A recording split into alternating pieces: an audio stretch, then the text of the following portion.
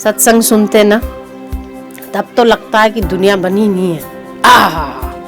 आनंद वाला कामकाज लगता है। तो પછી બધું જાય ને એટલે બધી ગરબડ ત્યાં ચાલુ થાય। सारी गड़बड़ सब सत्संग के बाद शुरू होती। सत्संग में बैठे होते तो दुनिया का खुश नसीब आदमी मेरे अलावा कोई होगा नहीं, मेरे जैसा और प्रसन्न व्यक्ति कोई दूसरा होगा नहीं।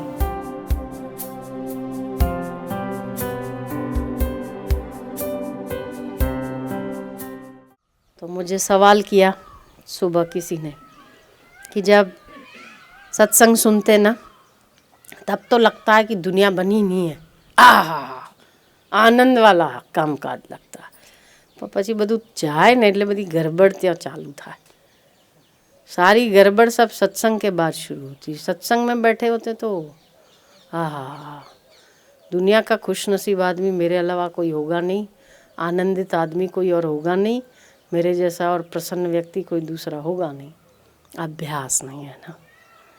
मेरा एक सवाल आपसे, इस सवाल से कि आप ये व्यक्ति अच्छा, ये व्यक्ति बुरा, ये मेरा पति, ये मेरी पत्नी, ये मेरे बच्चे, मैं इनकी माँ और मैं इनका पिता, ये वृत्ति अधिकतर आपके भीतर रिपीट होती है या मैं ब्रह्म हूँ वो रिपीट होता है?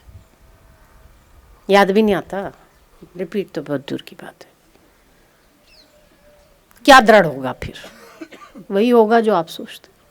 सीधी जी बात है ना।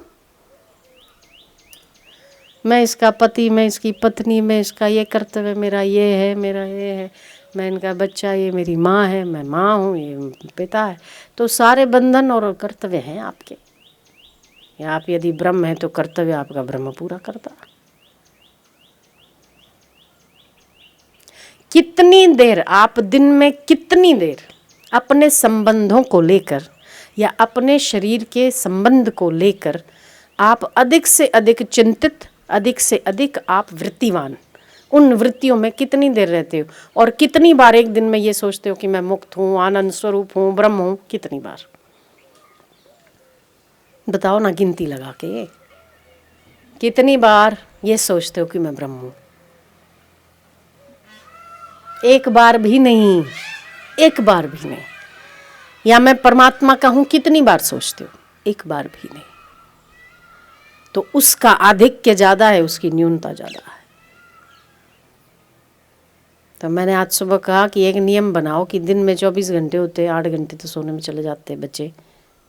कितने घंटे? 16 घंटे बचे। 16 में से चलो 3-4 घंटे और छोड़ो, 8 घंटे तो कम से कम आप ये नियम लो कि आज के दिन में मैं जब भी है ना ये तो याद करूँगा कि मैं परमात्मा का हूँ। फिर से भूल जाऊँ मैं, फिर से याद करूँगा। आप देखो कैसा होता है आपको। पर हम सुनते तो हैं पर उसका अभ्यास नहीं करते ना। मैं भगवान का हूँ, भगवान मेरे हैं। आप काम करो फिर भी एक बार कह दो मैं आपका हूँ, आप मेरे हो ना। देखो कैसा आनंद आता है। क्या ये कह दो मैं ब्रह्म हूँ, ये सारा मेरा खिलवाड़ है, जगत असत है, मैं सत हूँ, सत स्वरूप हूँ। कितनी बार याद आता है आपको? फिर अधिकता तो जिस चीज़ की होगी उसी की दृढ़ता होगी।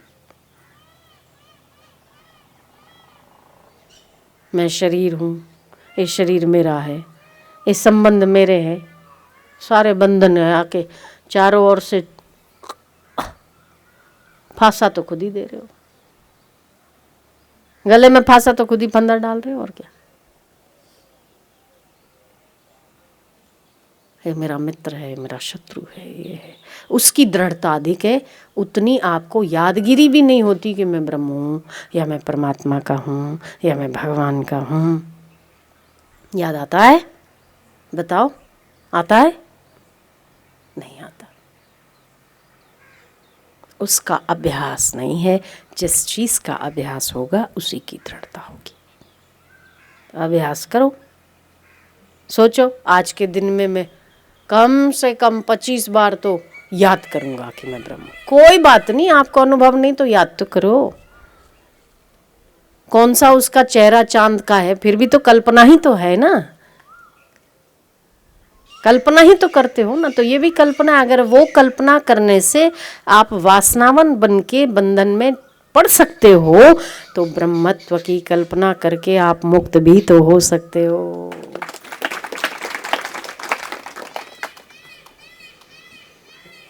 तो याद करो मैं परमात्मा का हूँ। सोचो आज के दिन में 8 घंटे में कम से कम मैं 12 बार याद करूँगा इसको। पर वो याद भी तो आनी चाहिए ना, याद करने के लिए याद भी तो आनी चाहिए कि मेरे को याद करना।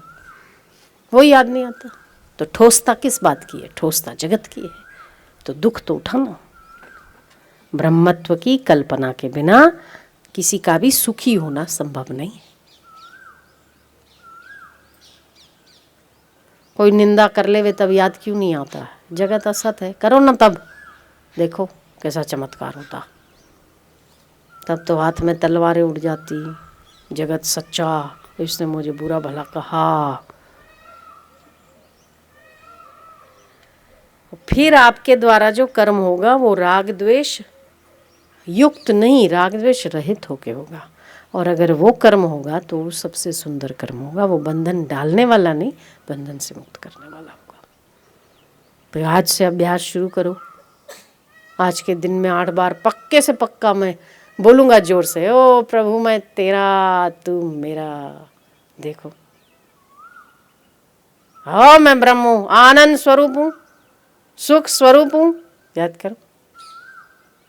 8 बार तो किया ही जा सकता है कि नहीं? फिर ऐसे एक दिन, दूसरे दिन में 16 बार याद करो, तीसरे दिन में 25 बार करो, चौथे दिन में 51 बार करो। धीरे धीरे अभ्यास होता है। तो हमारी दृढ़ता जिस चीज़ की है उसी चीज़ की हमें वृत्तियाँ बनती है और उसी चीज़ की हमारी गति होती है। सुनते तो हैं, अच्छा तो लगता है सुनना, भला लगता है। पर अब मुझे लगता है कि सुनने की भी एक वो होती है ना, व्यसन ऐसा सा पड़ गया है।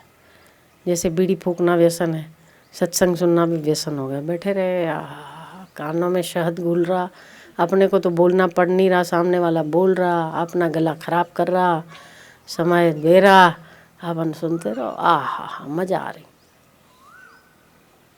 उसको अनुकरण में लाना चाहिए। अनुकरण में आया उतना ही आपका है, बाकी तो बेकार।